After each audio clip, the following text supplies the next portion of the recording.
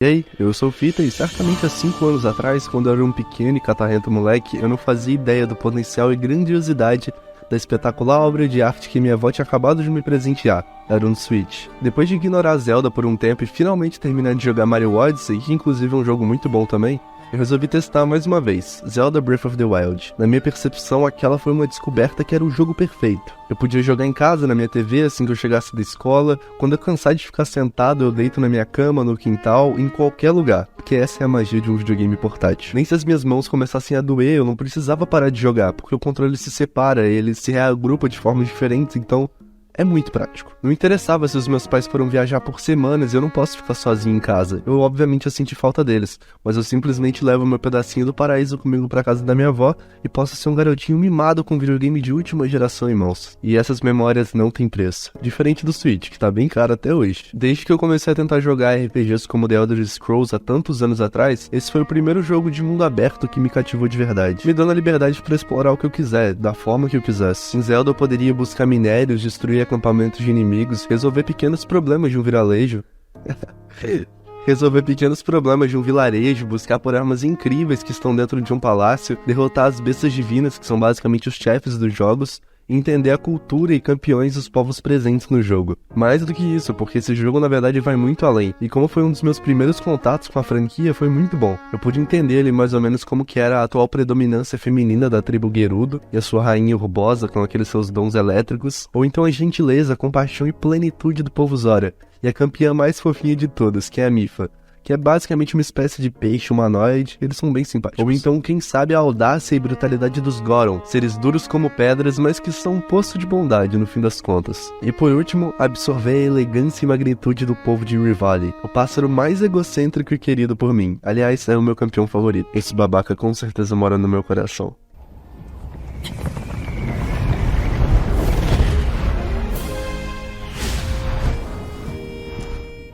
Impressive, I know. Now then, my ability to explore the firmament is certainly of note.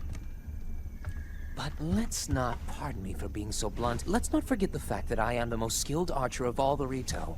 Digamos que depois de zerar esse jogo por inteiro, no mínimo umas 5 vezes, o que é mais ou menos uma vez por ano desde que eu joguei ele pela primeira vez, eu fiquei ansioso. Ansioso por saber que a Nintendo até pode ser uma empresa bem falha, que põe os preços absurdamente ridículos nos seus jogos, não dão o suporte necessário para a comunidade brasileira, e ainda assim tem escolhas bem duvidosas para cobrar uma grana violenta por uma DLC que na minha opinião poderia adicionar bem mais coisa ao jogo. Mas ainda considerando tudo isso, o jogo na época valeu bem a pena. Eu sinto em dizer, mas é verdade. A indústria de jogos hoje em dia, apesar de ter o poder computacional e gráfico para fornecer jogos incríveis, nem sempre é certo, já que não são apenas gráficos que moldam a perfeição do jogo. E eu digo não na questão visual, mas do quanto de pixels que tem ali realmente na sua tela. É muito importante um jogo ser bonito. Na minha opinião, Celeste, que é um jogo indie, ele é muito lindo, só que ele é composto por pixels. E muitos poucos pixels, inclusive. Mas isso não faz ele deixar de ser bonito. Dizer que resolução molda a qualidade de um jogo seria como eu te entregar um jogo de mundo aberto, como Far Cry 5, que é bem realista até, só que com mais shaders ainda, mais modificações pra deixar ainda mais fluido e realista. E ainda assim você teria os melhores componentes do seu computador pra fazer ele rodar da melhor forma possível. Ainda assim, eu te garanto que essa não seria a sua melhor experiência com videogames. Isso mesmo se você for fã de jogos de tiro. Tanto é que o Call of Duty que se passa na Segunda Guerra dá de 10-0 nesse jogo. Eu sei que são premissas bem diferentes,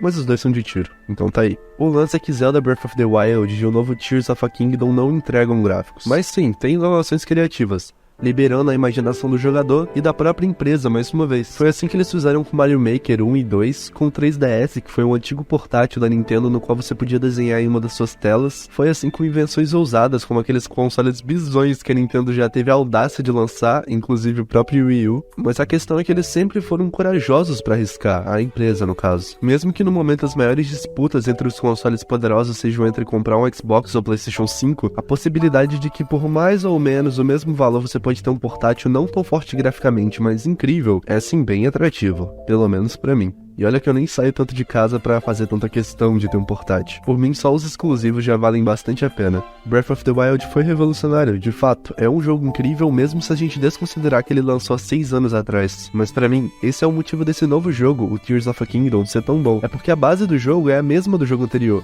E se o jogo anterior é bom, logo não teria como esse novo ser ruim. Simplesmente isso. possuem sim grandes alterações dos poderes do Link para resolver os problemas que envolvem todos os quebras-cabeças e desafios no jogo, mas as mecânicas básicas, tipo andar, correr, pular, escalar, bater em inimigos, planar com a sua asa delta, fazer algumas receitas de comidas e poções no jogo e até o mapa principal e a engine gráfica, não passa de um grande reaproveitamento do jogo anterior. Como eu e a maioria do público da Nintendo acha, isso não é um problema tão grande, mas na minha humilde opinião, isso desmotiva e muito os jogadores a pagarem R$355 em um jogo. Sim, o jogo custa muito mais do que um jogo de lançamento de qualquer outro console.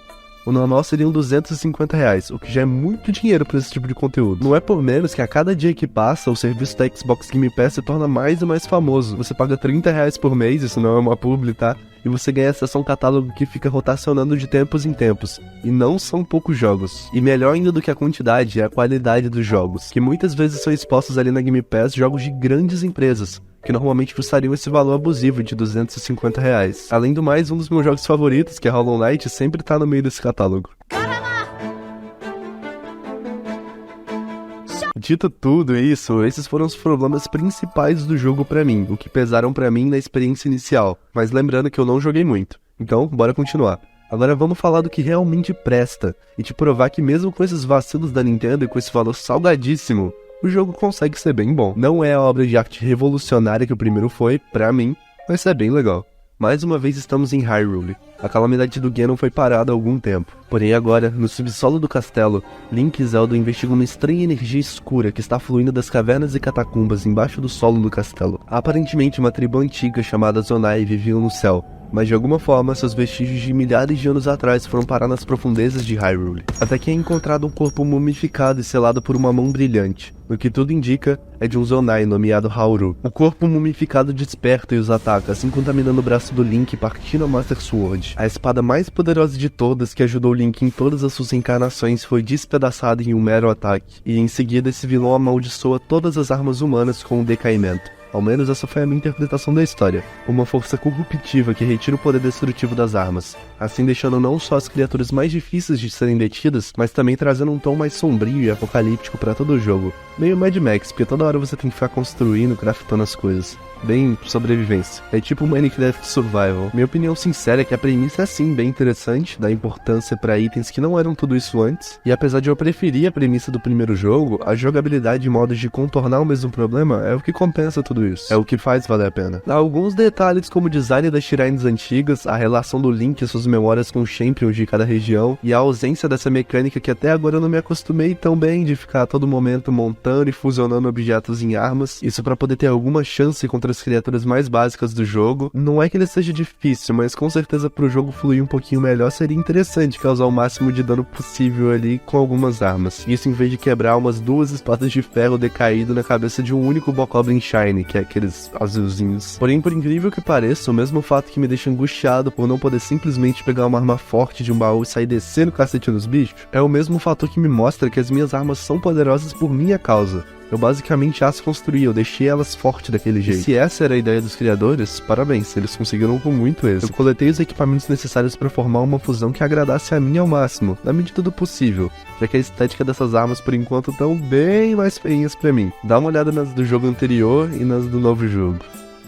So, man, thank you.